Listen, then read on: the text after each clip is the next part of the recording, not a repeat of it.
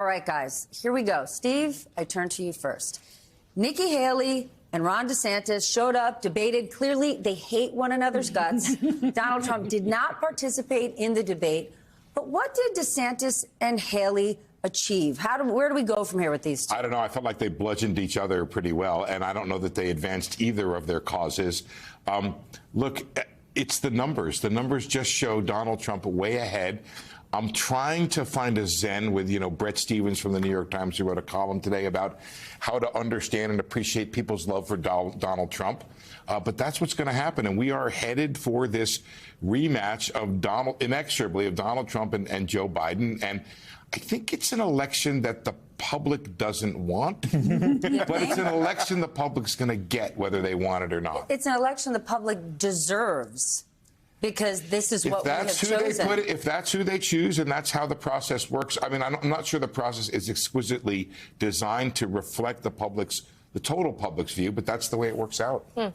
I think Republican senators did this to us, right? They had a chance twice, and the second time they really had a chance to convict Trump. They could have done it. They could have voted to convict him. Then he would not have been eligible to run again, but instead they took the coward's way out, as many Republicans did, and that's how we got here. So I don't even think that it's the voters' fault. I really think it's a cowardly Republican Party that refused to stand up to Donald Trump. Well, Josh, it's been a long campaign to get us to this point, but here we are, and Donald Trump has remade the Republican Party in his likeness. Right now, as a private citizen, he's basically controlling the House GOP, who gets to be the speaker, whether or not the government gets shut down. So no matter what happens in Iowa on Monday, is this the party of Trump? Has he just won? Yeah. In a word. Let's just keep it moving. No, but you're totally right. I think you watch Nikki Haley and Ron DeSantis debate, and it feels like when my sister and I would go, well, we should have this for dinner for mom and dad. We should have this for dinner. And then it's our parents who decide, right? And it really felt like they were having a kids' table argument. Well, Donald Trump it's his race. Katie, hard pass on that Thanksgiving dinner. Wherever that is, I'm not sitting at the kids' table. Did Donald Trump not just beat his opponents?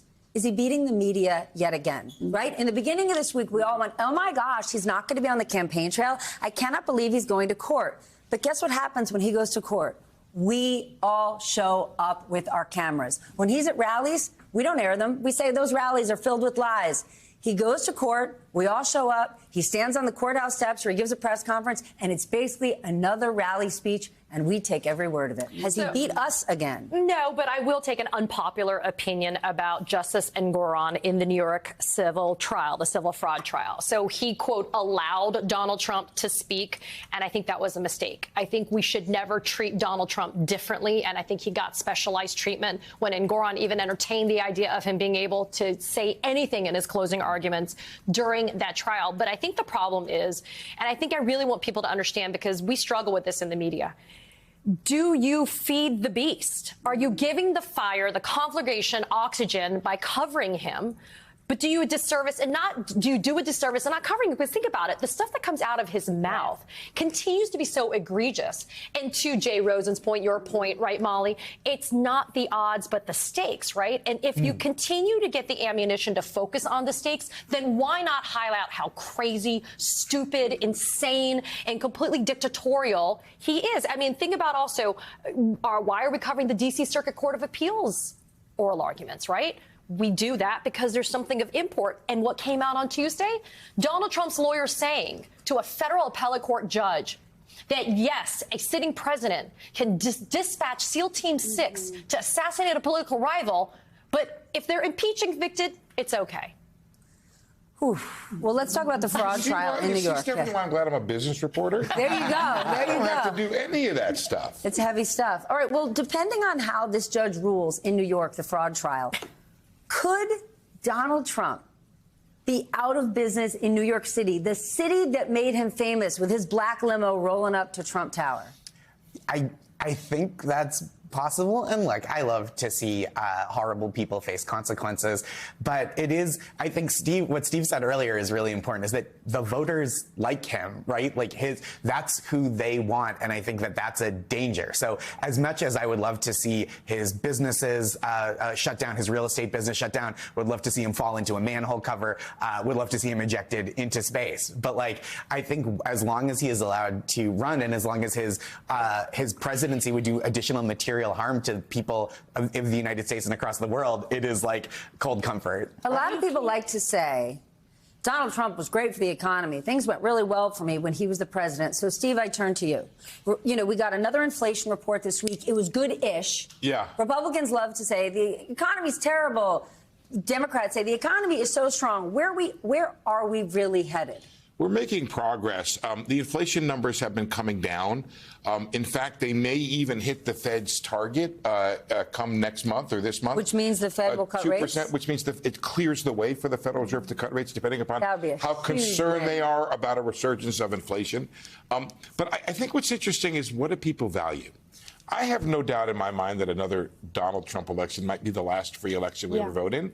But to the extent that people understand that, that is not something that it appears when we do the polling that they value above issues of the economy. And if you said that's what they deserve, well, if that's what they want to vote for because it's the transcendence of either the economics, transcendence of the border issues.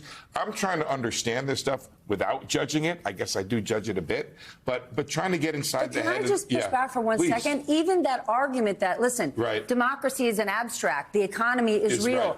What economy was so much better in the Trump era? Earlier this week, Donald Trump went on television with Lou Dobbs and said he hopes the stock market crashes within the next year. If the stock market crashes, you know better than anyone here, that's terrible for every person with a 401k, every firefighter, every teacher, every nurse, and their retirement account. It's funny. The way I believe people remember the Trump era is sans the pandemic. Right. They seem to remember the period before that, which was a pretty decent period. And then you had this period at the beginning of the Biden administration that began with huge inflation that has really colored and become the underlying basis of which people understand the Biden But that didn't economy. happen in a vacuum, though, is the point. Right. No, And the totally It didn't not. happen in a vacuum. It came on the heels of the Trump administration. You've had good growth, good job, very low unemployment, and now you have wages are rising faster than inflation.